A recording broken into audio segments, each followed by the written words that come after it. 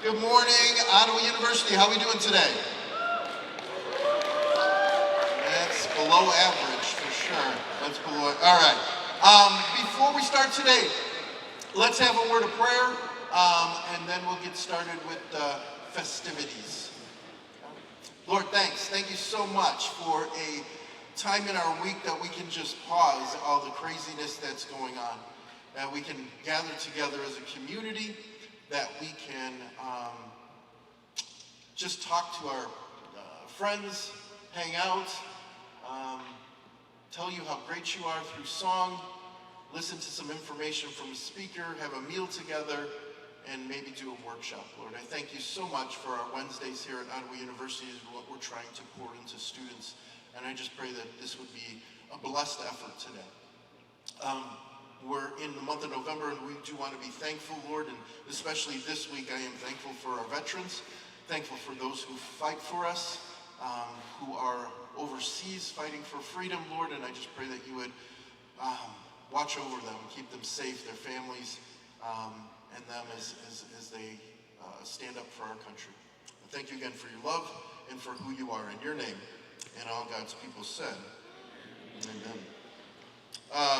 All right, so we have, after today, 2 more Spirit Lives, okay? 2 more Spirit Lives.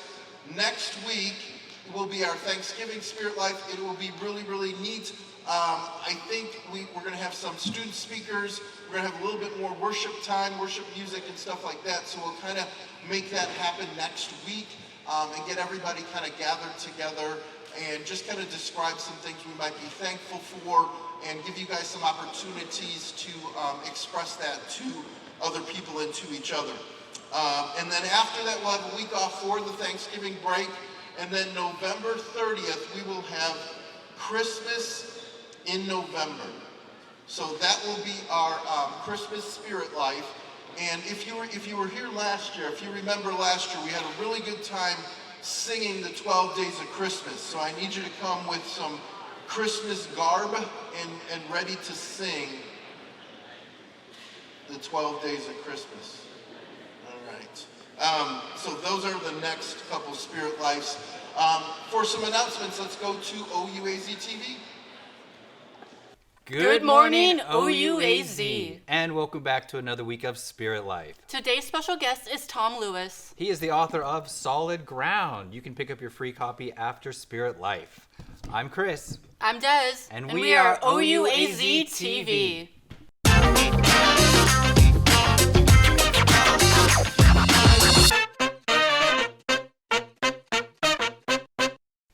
Tomorrow is opening night for the OUAZ theater program's You Are a Good Man, Charlie Brown. Shows are Thursday, Friday, and Saturday at 7 p.m. And don't forget that special matinee, 1 p.m. on Saturday. Tickets are available at the link on the screen, and they are free. Registration has begun for spring classes. The Adult Mentors will be available to assist you with registering for your spring classes. On Tuesdays and Fridays from 10 a.m. to 3 p.m., come to the lobby of the Union to meet with an advisor and register for your classes. If you register before Thanksgiving, you'll be entered to win weekly giveaways for Spirit Bucks, and 3 lucky students will win the grand prize of $50 gift card to the Fan Shop. Remember, check for holds on your account and talk to the right folks to get them cleared to make the scheduling process faster and easier. The Fellowship of Christian Athletes is kicking off their very first huddle with a dodgeball tournament. The event will take place Monday, November 14th at 8 p.m., directly following the women's basketball game. Look for flyers around campus to sign up with a team of 6 people or come and join a team when you get there. Pizza will be provided while supplies last. Right, and our very own Coach Hodgson is delivering the message. You don't want to miss it.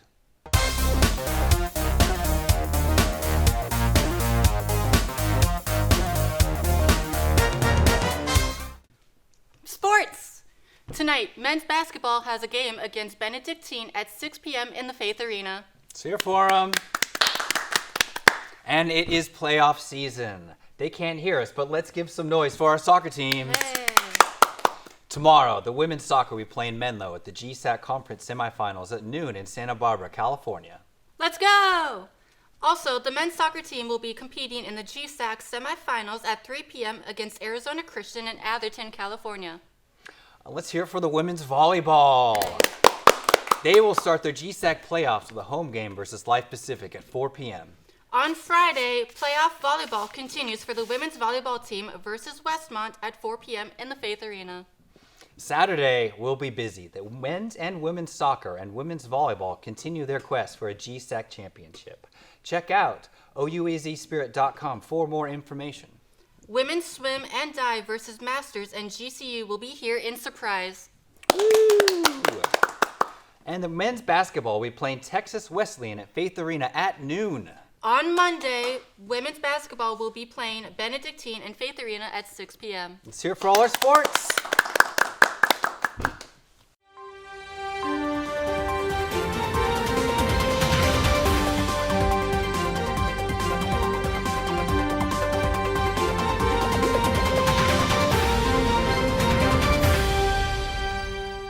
What's up, guys? This is Regis Toletti, one of your OUAZ competitive bowlers.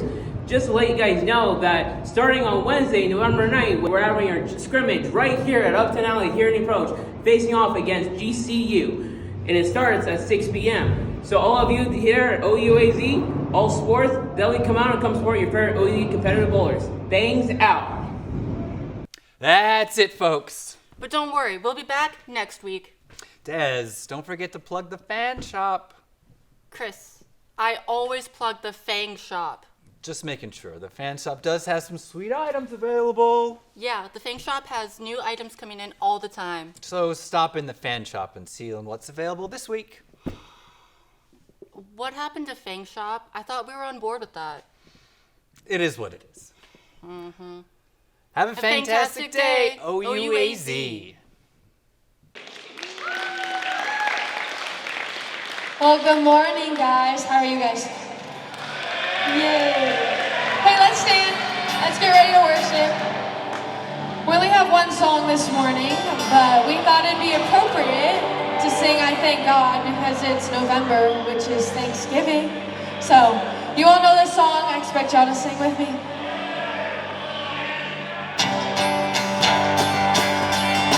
Let's get those hands hopping.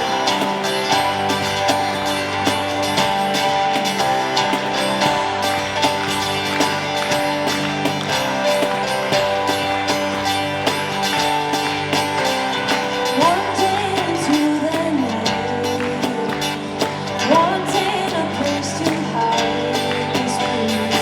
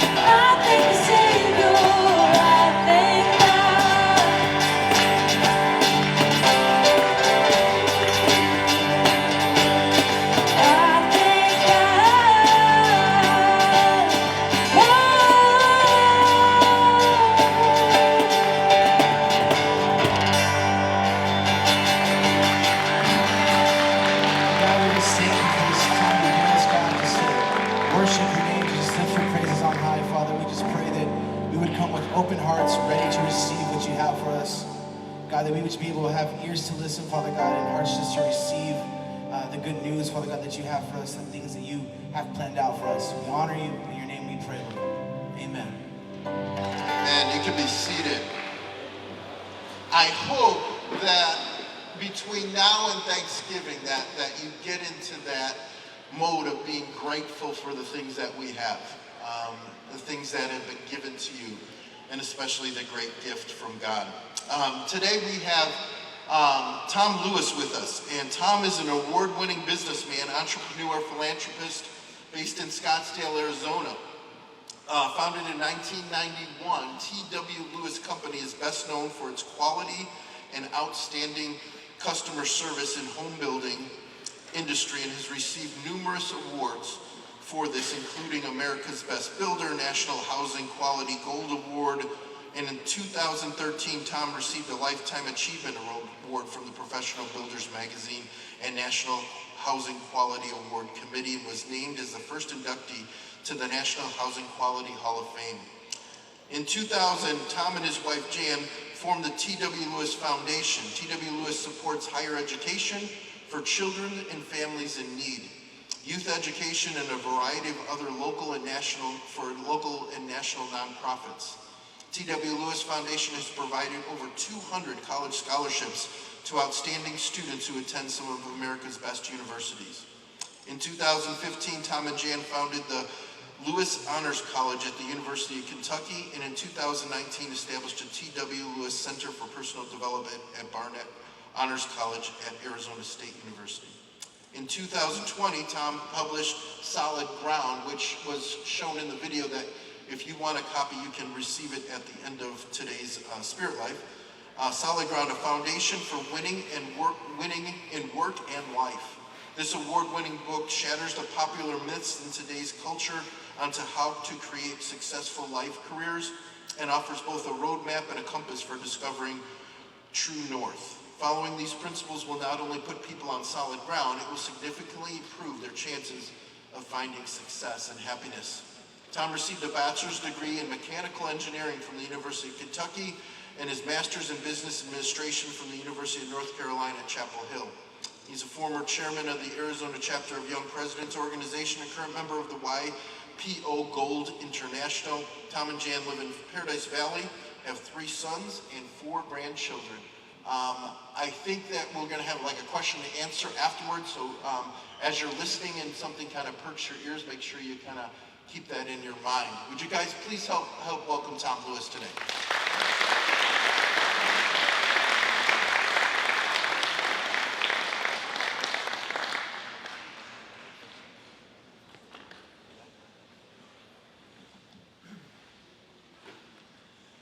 Well, hey, welcome to everyone, and thank you for coming out this morning.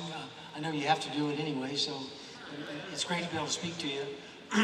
It's a little difficult to have half of you over here and half of you over here, so I'm going to do my best to make eye contact with you. But anyway, I'm really happy to be here today, and I don't just say that, I really mean that, for a lot of reasons. I guess, first of all, you guys are college students, and as Alan said, I went to the University of Kentucky, and those 4 years were the most fun of my life. And I really took advantage of all the things college has to offer. And most of it, in my case, was outside the classroom. And the cool thing about college is when you start, there's no doubt that you're a kid. You're not a grown-up. But when you graduate, you're probably pretty close to being a grown-up. And something happens in those 4 years that makes that transition. But it's really a special time in your life. On a college like this, you can do anything you want on campus. You can get involved in things. And I really encourage all of you, and I think you're probably already doing this, to get outside the classroom and take advantage of all you've got. Another reason I'm really happy to be here today is because Ottawa University mixes sports and faith. And those things really mix well together. And I know, I was an athlete myself in high school, played football all the time. I was a cornerback on defense and a quarterback on offense. And I was a backup quarterback behind an all-state guy, and he got hurt halfway through our senior year. And so I was able to go both ways as a high school senior. But the best thing about that really was not our one-loss record, which was okay, but really the lessons that sports teach you. And it really, raise your hand if you're an athlete here at Ottawa. I mean, I know a lot of you are. And, you know, sports is probably the best thing I ever did as a young adult. And it teaches you so many things. The first one is hard work, the value of hard work. And there's nowhere else where you have to do that. And then the other one is competition. You know, today, a lot of people want to discount competition and say, oh, we're all equal. But no, we're not. I mean, we can win and we can get better. And it's also constant improvement. So sports forces you to keep getting better. Whether you win or lose, you shrug it off and get ready for the next game. And so that's kind of how life is, I think. And so sports, better than anything I know, prepares you for life better. And so I'm happy to be here. I want to thank Alan Belter for inviting me today. And you know, I met Kevin Eichner, who was the previous president of Ottawa, several years ago, and he invited me out here to come and take a tour, which I did, but I haven't been here actually in the last couple of years. But anyway, you know, I really think that Ottawa is special because they do encourage so many athletes, and they wrap it with faith. And I was noticing in the song that the young lady sang, one of the phrases was to put your feet on solid ground. And that's really what I want to talk to you about today, because you know, there's so many silly messages out there today. I call them popular myths, and I'm going to cover a few of them, but they're really destructive, and they could lead you to make bad decisions in life. And so the reason I title my book Solid Ground is because I'm trying to help young adults like you understand that, you know, building your life is kind of like building a house. And, you know, my company built over 6,000 of them over 25 years, and so I learned a few things about building houses. But one of the things I know for sure is that if you have a bad foundation on a house, you can't fix it. You know, so you have to start with a good foundation.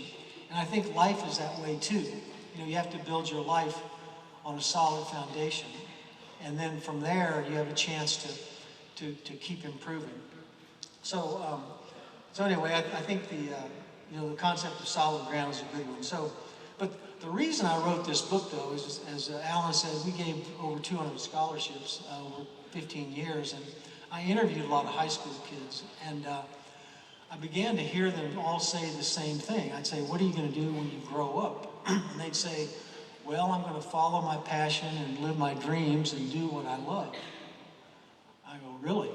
You know, that's good luck with that. So I could see these popular myths popping up, and you know, I had spent my life as a student of success and trying to be successful, and I could see where your generation could use some solid ground advice. And so let me run through a few of these myths that are kind of funny, really. But I'm going to give you the myth, and then I'm going to give you the reality.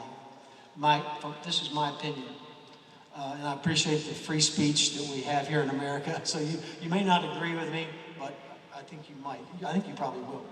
So myth number one, following your passion is the key to success. Not so. Reality, success is the result of hard work, persistence, and talent. Myth number two,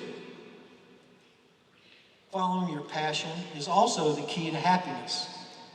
Wrong. Happiness is the natural result of having gratitude, helping others, and living a moral life. Happiness and success are two different things. You can have both, neither, or one or the other. They're two different things. And the next myth is that successful people are just lucky. My experience is that successful people use their natural talents, start early, work late, set goals, and keep getting better. Myth 4, you have to choose between success and happiness. Not so. Happiness and success are unrelated. You can have both, either or neither. And then finally, your mother may have told you this, you can be anything you want. Well, that's not true. You can be anything that you're naturally good at if you earn it. So those are a few of the myths that my book tries to address. And it's really all based on my own experience. So you have to take that with a grain of salt, I guess. But briefly, I want to tell you a little bit about me. I was a Navy brat, born in Utah, lived in Rhode Island, 2 places in Florida, and then my dad retired when I was 12. My mother used to tell me we'd move about every 3 years. And I went to 3 different schools in the 2nd grade. But my mom would tell me, grow where you're planted, you know. And so we never worried about, you know, starting a new school, moving to a new house, moving to a new city. We just learned to adapt. And I think that's something that you have to do when you're a Navy brat. But it's also something you have to do in life, is you have to adapt and grow where you're planted. Right now you're planted at Ottawa University. You need to take every advantage of that you can. But that's also, I think, a trait that will follow you through life. And I call that being open to experience. It's one of the most important things you can be. A friend of mine back in Kentucky once said to me that, you know, it seems like the people that left Kentucky seem to be better than the ones that stayed here. And it's not that there wasn't opportunity back in Kentucky, but the people that left were the ones that were open to new experiences. And I think that was something that I was given, I think, by being a Navy brat and by my mom's encouragement. So after moving back to Kentucky when I was 12, played high school football. My dad was an alcoholic. I want to say that because you know, my life was not easy, and I know your lives are not easy either. Nobody's are, but that was kind of our cross to bear, and it really disrupted my family. My dad filed bankruptcy when I was 16, and that's when I made the commitment, really, to become successful. I didn't exactly know what that meant, but I certainly didn't want to file bankruptcy and have my family moved out of their home. So I kind of learned that the hard way. I went to college at Kentucky, majored in engineering, hated it. My grades got worse every semester for 8 semesters, and I was actually proud of that because what I was learning at college was not inside the classroom. Apologies to the faculty that are here, but I know that's important, and you do have to do it, and I did it. I mean, I graduated with a 3.2, I think, but what I really learned in college is how to be a leader and how to get along with people of all different types, and I think that was really a key thing. So because I knew I didn't want to be an engineer, I went straight to graduate business school. That was really my thing. Then I got out and I worked for 5 different companies in about 6 different states over 18 years.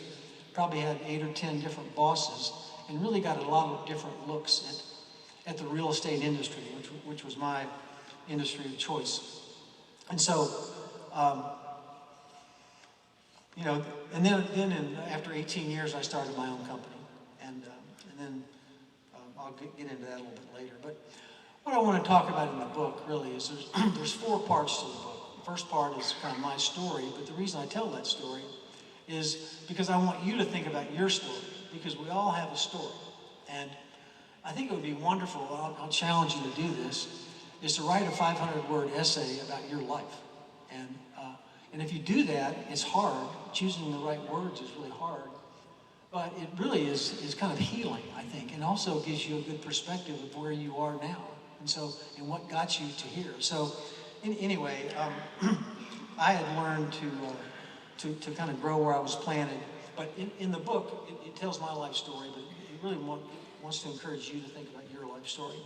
And then the second part is building your foundation. And there's 5 parts of that. And the first one is personal character.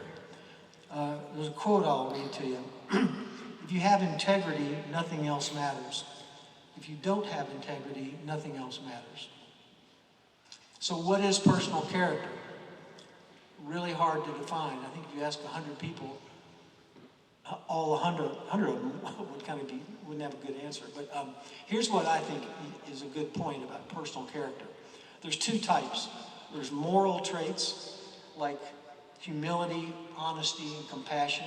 And then there's performance traits and that's what sports require: hard work, discipline, resilience.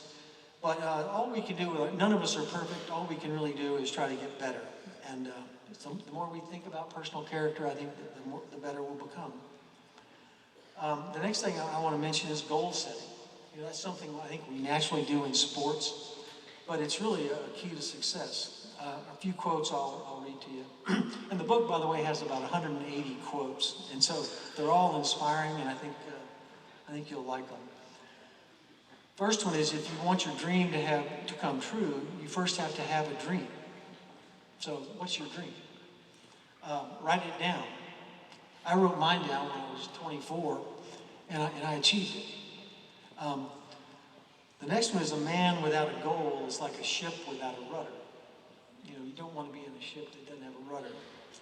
And then the last one that really kind of motivates me is that people that don't have goals get used by people that do. And I really never like being used, and so that's a good thing to think about. But in my book, what I talk about goals is set goals that inspire you. I mean, don't set goals that make you, that bum you out. Set goals that get you excited, that you just kind of get adrenaline going when you think about them. And also, don't set goals that have numbers in them. Don't say I want to be a millionaire. Say I want to be the best whatever. And then also think about someday goals. These are your North Stars. What do you want to become someday? And I think if you get clear on that, that'll really lead you in the right direction. Another thing, another chapter in the book is called self-awareness. And I consider this to be part of an individual's foundation. Because you're really just beginning to learn about yourself and what makes you different. And so there's a few questions I would ask you, to try to think about. And the first one is, what makes you unique? Every one of us is unique. There's only one of us almost on this planet. What makes you unique? What are you naturally good at with little or no effort? What would other people pay you to do for them because you're so good at it? I mean, we all have something like that. And then the last one, and I really thought about this as I was writing the book, was what makes your heart sing? Completely outside your career and everything else, but there's some things that you just love to do. You get irrational joy out of. For me, one of them is college football. I just can't get enough of that. Another one is hunting and being in the woods. I love to do that. It just makes me happy. And so think about what makes you happy and just do more of it. And I think you'll find yourself a happier person. When we would do all these interviews back for our scholarships, a lot of times when I would ask the students, what do you want to do when you grow up? They would have two words. They would say, well, I really love statistics and I'm good at biology, so I want to be a statistical biologist. Okay? So, but it seemed like everybody always had two words. And so what I want to ask you is, what are your two words? Mine were 50 years ago and still are construction and investment. I just love, I love the smell of sawdust. I love the idea of investing money in things. And even when we give money away to nonprofits, I think of it as investing. But those are my two words. What are your two words? Think about that. We all, I know you have them. Two things that you just love and that get you excited. And I really think those two words will guide you in your career decisions. They did me. In my graduate business school, there were only 2 people interested in construction out of 100. But that's really something to be thinking about, and I call that self-awareness. Probably the most important part about self-awareness, though, is your values. And again, there's 2 kinds of values.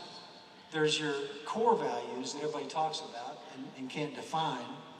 But in my book, there's a quiz that I encourage you to take where there's 100 values. And you have to check your top 25, circle your top 10, and then put a star by your top 6. And when you go through that exercise, it's kind of hard because you have to choose between honesty and humility, or hard work and competition, or things like that. But that's really what values is all about, is making hard decisions. And then get clear on what your 6 core values are. And then when you do, making good decisions becomes very easy, because all you do is make decisions that are consistent with your values. Another thing I want to talk about is your talent. And finding your talent is part of life, but you really need, it's kind of a hard thing to do, but so many times, people say follow your passion. And the thing about passion is it changes. When I was 17, my passion was football. But I was 5'9" and ran the 100 in about 11 and a half seconds, I guess. And so I wasn't going to go anywhere in football. But I was really good in math and in school, in the classroom, so I chose to go into engineering. So that was kind of my first decision. My buddies that tried to become football players in small colleges, had a great experience, but they probably weren't chasing their talent. None of them went to the pros. So your talent is something that you have to think about, but be thinking about what you're naturally good at with little or no effort. And if you're not sure what that is, ask your parents and ask your best friends, and they'll tell you. Another thing I want to talk about is, you're not quite ready for this, but managing your career. There's a lot of anxiety, I think, out there today about what am I going to do? Is it the right thing? Will I be happy? Will it be the best thing for me? And I think I've heard a lot of people in your age worry that I have to find the perfect job. And I'm here to tell you, there is no perfect job, ever. There's nothing that's perfect. Some are better than others, some are better fits for you, but the only way you'll find your best job is to get started. I don't care if it's flipping burgers or washing windows or sweeping houses like I did, but if you pick an industry that appeals to you when you get out of college, that industry is important. Pick an industry. In my case, it was real estate. Jump in, start at the bottom. Don't worry about your paycheck. Worry about what you're learning. And then after a couple of years, change jobs. And by then, you'll know more about what you're looking for, and you'll get a better job. And then do that about 3 or 4 times. And my career involves, I'd say, 6 different jobs for 6 different companies. The last one was my company, but it took me, 4 or 5 other companies to really learn what I needed to do. So again, in your 20s, that's your defining decade. And that's when you really focus on your learning and keep moving. And then the last couple of things I want to talk about are success and happiness. And how many people want to be successful and happy? Everybody? I think so. But I would say the definition of success is the progressive realization of a worthy ideal. So you have to be thinking, what is your worthy ideal?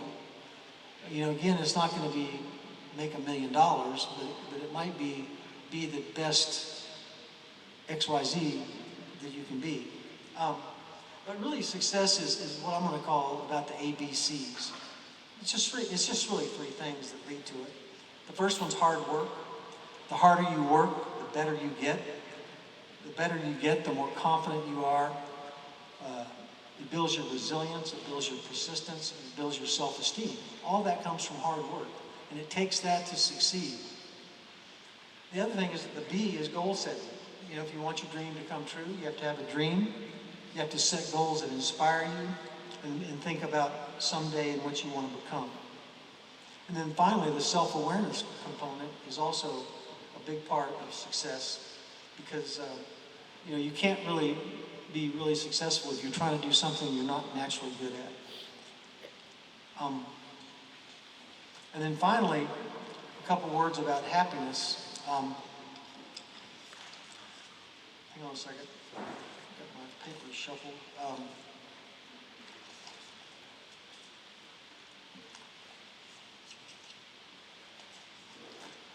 Sorry about that.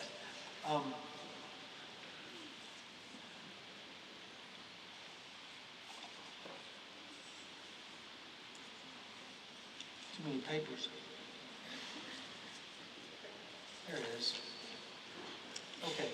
We said earlier that happiness was a natural result of having gratitude, focusing on other people, and living a moral life.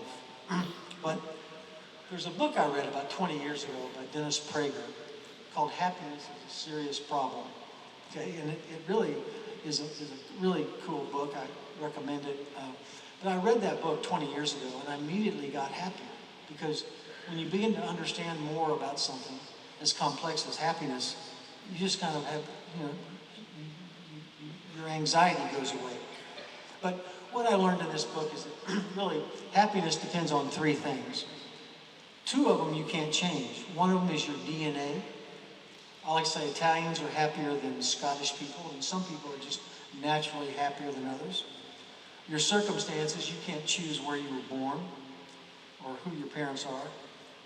But the third one is what you can control. And so you can only control a third of your happiness.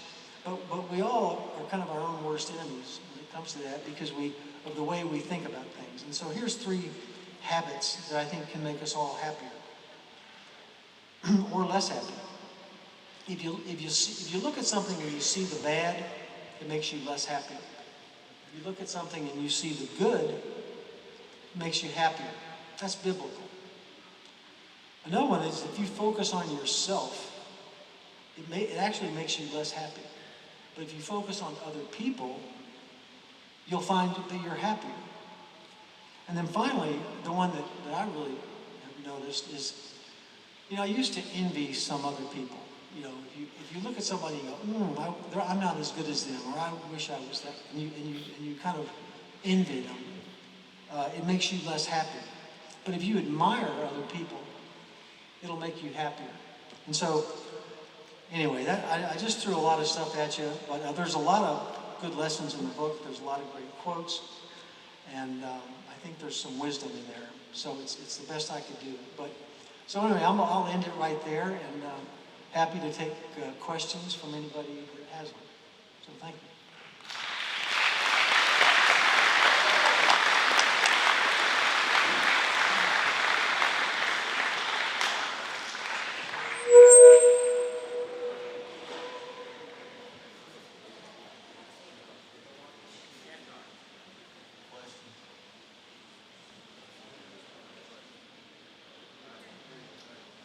Hey Tom, I've got a question. What did you tell your son? In a lot of ways, you have so many things you want to tell your children. I gave them a book, But I think every one of them, we have three sons, every one of them told me, well, Dad, this is what you've been telling me my whole life. So I think that's what I told them. But yeah, it meant a lot to me. I think some people ask me, did I really write that book for my children? And I think in a lot of ways I did. Because we all want to impart our wisdom to our children, but it's really hard to do, in the real world. But yeah, I felt good when they told me that was what they learned, largely. I have a question. Over here, sir. How long did it take you to write your book, and what was your process in getting it done or getting it finished? Yeah, thanks for asking that. It took 4 years, and I've never written anything before. I've never published anything, but I was always a decent writer. But it took 4 years. I would handwrite it on a legal pad, just like this, every chapter. I'd have to, do my research on each chapter and kind of think about it and then write it. And I hired 2 or 3 editors along the way. But it took 4 years to do it.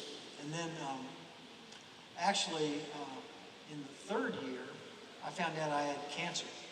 I didn't talk about that. But and that really impacted me because I didn't know if I was going to live or not. And then I ended up getting a drug. I caught it early. We ended up getting rid of it. And that's really when I, yeah, thank you. I wanted to mention that little story there because, you know, I've always been a Christian my whole life, but I always wanted to become, like I've been talking about, to become a stronger Christian because I'd never really felt a personal relationship with Christ. And I'm 65 years old. I wanted to become a stronger Christian. And then I find out I have cancer in my liver. And so, you know, I mean, I didn't know I was going to live for 3 months. I thought I probably wouldn't. But I got on this drug and they come back and they scan it after 3 months. And so for 3 months, I prayed constantly. And all of a sudden, I felt like I was getting answers. And that personal relationship with Christ that I always wanted to become a stronger Christian happened. And it changed me forever, really. And so so in the process of writing this book, that happened. And then that made me a different person, really. And then I got to the last 5 or 6 chapters, which included success, purpose, wisdom, and happiness. And so I had a different perspective. But anyway, that happened during writing the book. But I really think writing your own story is therapeutic, and it really helps you kind of figure out who you are and what you care about. So, thank you. What led you? I'm over here. Other side. Here, sorry. What led you to start your own company, and how did that transition with your other 6 jobs kind of lead to that decision? Yeah, you know, again, I think that goes back to my values, but you know, I had some great bosses during my career. I mean, some of the best in the industry, I would say. But, you know, bosses are like jobs. They're not perfect. And, you know, I really wanted to be in charge. I felt like I always was that way. And I just wanted to make my own decisions. I felt like I could do it. But in business, in the real estate business, it takes a lot of money to start your own company. And I didn't have it. And so it took all that time. My final job for another company, I was a partner. And I was able to create enough wealth to then start my own company. But that was my dream. You know, when I was in grad school, I wrote it down. Someday, I want to own my own company, and it'll be in the construction business and focus on quality. And and so that was my someday dream, and I never lost it. Thank you. I got one right here. Yes, sir. How many goals is a good amount to have? Like, if you write them all down, say I have 3 or 4, how many is a good one? No, that's a great question. Here's what I kind of start off with, I have different categories. Maybe, so I have a lot of goals, okay? But you might say, personally, what is your goal? It might be to lose 10 pounds or make more friends or something like that. And then family. Do you have goals in your family? You know, I mean, to think about that. You know, I want to call my mother more or something, you know. These are just good things to put in your head, you know, when you go through it. Then you might think about, you know, academics. You know, what do I need to, maybe I need to have more discipline or something, you know. And then you might say your career. And then, you know, so I think you kind of break down maybe 3 or 4 categories and then have like 3 or 4 things under each category. And that's just kind of, that's a North Star for you. It doesn't hurt to have, you know, more goals, I think, are better than less goals, really. But so it just kind of helps move you in that direction, and then you become that. I got one right here. Yes, sir. We've been talking a lot about the road and success and happiness and stuff like that. How do you handle and look at failures throughout your road to successes? Yeah. And like, what is your like mindset towards failure? Yeah, you know, failure, I like to say failure is your best friend, okay? It's your best friend. You cannot succeed without failing. If you're not failing, there's a quote that says, if at first you succeed, try something harder, okay? So keep trying till you fail, and then keep trying till you succeed. So, you know, before I started my company, we had a home building operation in Denver, and it was a total disaster, and I failed. I lost money, and it was a total mess. And 1 year later, I started my own company, and I knew exactly what not to do. Okay, so really, you learn a lot of lessons from failure. And so again, if you're not failing, you're not trying hard enough thing. And maybe if I could leave you with one message today, it's try hard things. And as athletes, you guys and girls understand that. Try hard things. And if you do, you'll fail, and then you'll get back up. And like I said, you'll build your resilience and your self-esteem. And so, those are two very important things, resilience and self-esteem. And you can only get those things from failing and getting back up and persevering and then succeeding. Thank you. Yep. Okay, I have a question. I never know where it's coming from. Where? Okay.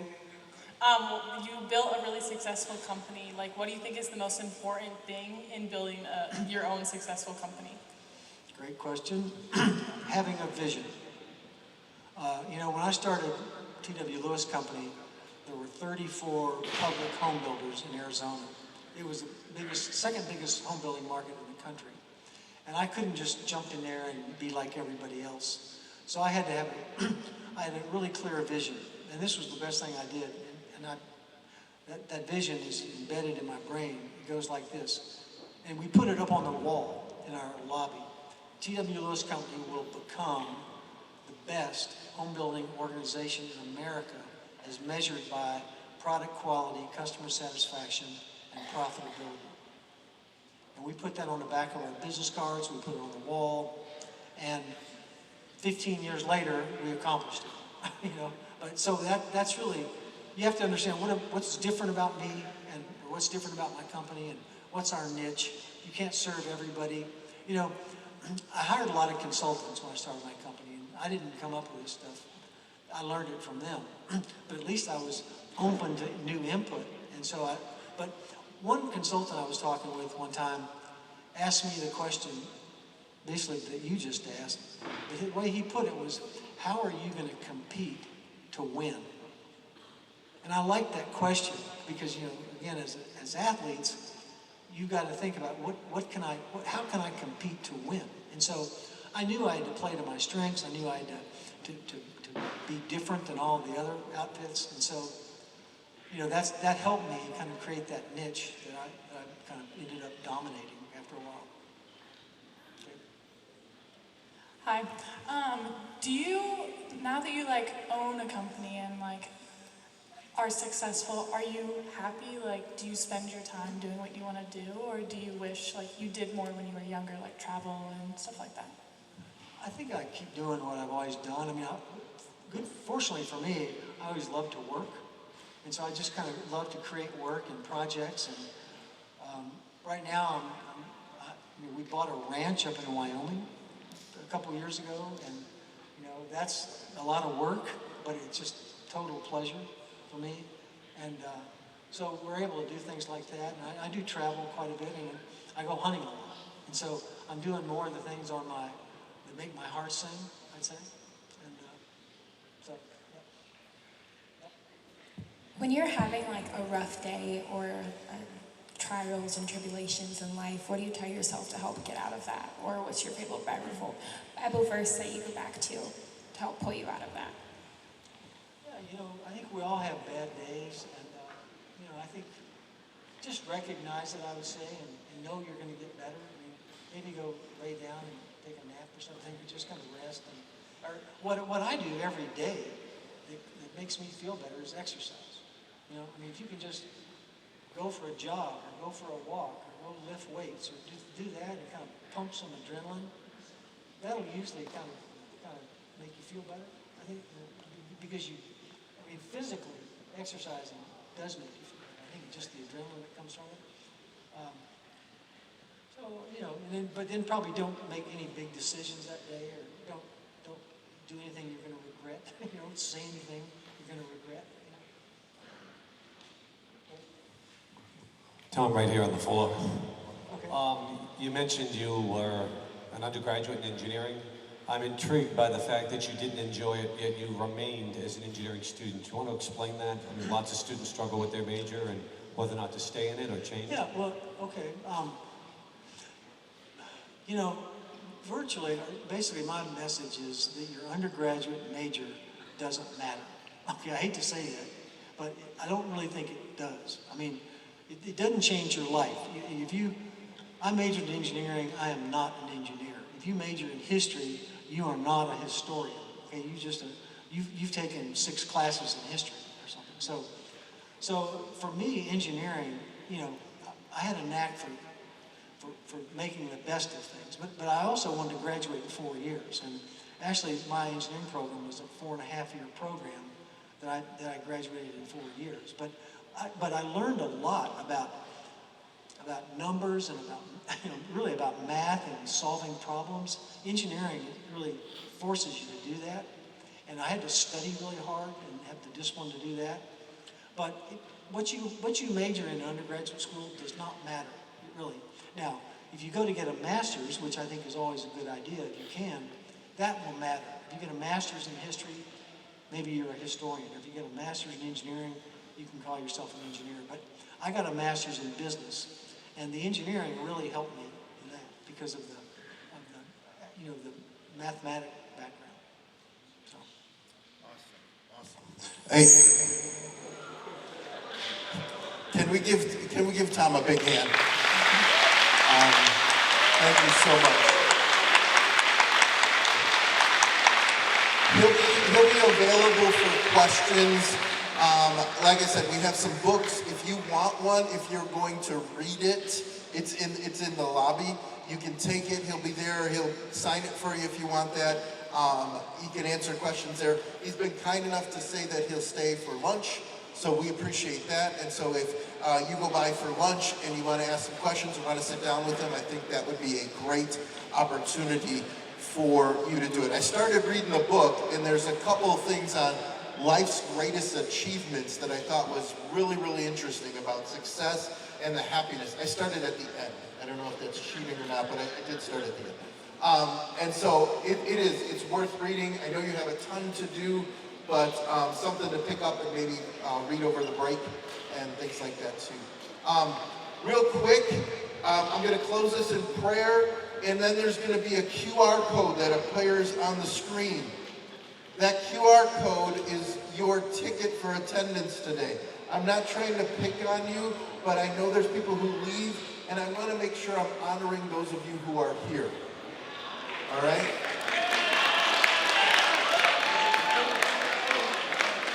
All right, real quick, let's pray. Let's pray. Lord, thanks for a good day, a day that you have made, and we will glorify you because of it. Thank you for Tom and sharing his story and just kind of giving us some nuggets of information that, boy, we could use. And just help us to become wiser in growth, in what we learn here at Ottawa University, inside and outside of the classroom, in stature, in our physical being, and in the knowledge of who you are. In your precious name we pray. Amen. Guys, if you can't get that QR code working, there is I'll be over here for a sign-out sheet if you don't have a phone or something like that. But if you can, use that QR code. It's time-stamped, and we'll get you there.